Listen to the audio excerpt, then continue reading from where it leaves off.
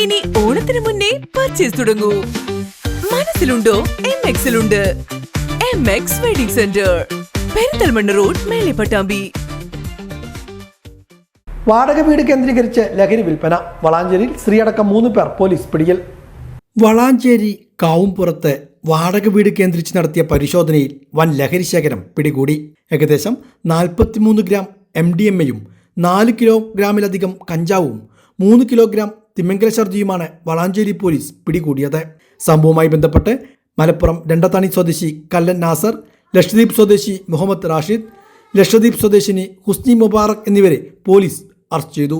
പോലീസിന് ലഭിച്ച രഹസ്യവിവരത്തിന്റെ അടിസ്ഥാനത്തിലായിരുന്നു വളാഞ്ചേരി കാവുംപുറത്തെ വാടക വീട്ടിൽ പരിശോധന നടത്തിയത്. മൂവരും ഇവിടെ വീട് വാടകയ്ക്കെടുത്ത് താമസിച്ച് വരികയായിരുന്നു.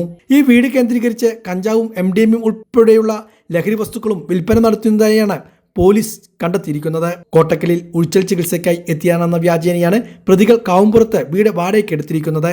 ഓപ്പറേഷൻ തൂഫാന്റെ ഭാഗമായി നടത്തിയ അന്വേഷണത്തിനിടെയാണ് ലഹരി ശേഖരത്തെക്കുറിച്ച് പോലീസിന് വിവരം ലഭിച്ചത്. തുടർന്ന് വളാഞ്ചേരി പോലീസ് സ്ഥലത്തെത്തി നടത്തിയ പരിശോധനയിലാണ് MDMA-യും കഞ്ചാവും കൂടാതെ തിമിംഗല ഛർദിയും കണ്ടെത്തിയത്. പിടികൂടിയ ലഹരി വസ്തുക്കളുടെ ഉറവിടവും ഇവയുടെ വിൽപ്പന ശൃംഖലയുമായി ബന്ധപ്പെട്ട വിവരങ്ങളും കണ്ടെത്തുന്നതിനായി പോലീസ് അന്വേഷണം ആരംഭിച്ചു. പ്രതികളെ കൂടുതൽ ചോദ്യം ചെയ്തു വരികയാണെന്നും പോലീസ് വ്യക്തമാക്കി. കേസിൽ കൂടുതൽ പേർക്ക് പങ്കുണ്ടോ എന്നതും പോലീസ് പരിശോധിക്കുന്നുണ്ട്.